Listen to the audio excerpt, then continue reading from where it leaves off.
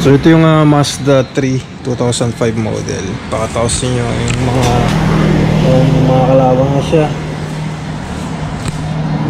Ayan.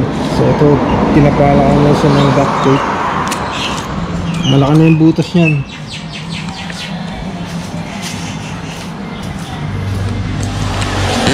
Tapos ito yung buds, tinanggal ko. Yun nga lang, may butas siyang naiwan. So pag may time ako tatapalan. Ngayon hindi ko pa natanggal yung mga plastic niya.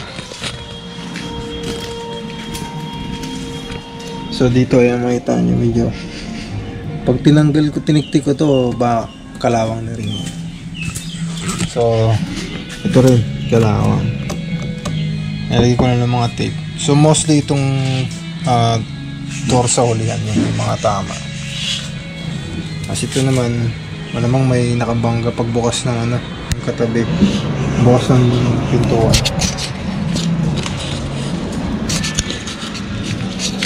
Ito, ayan, may kalawang din.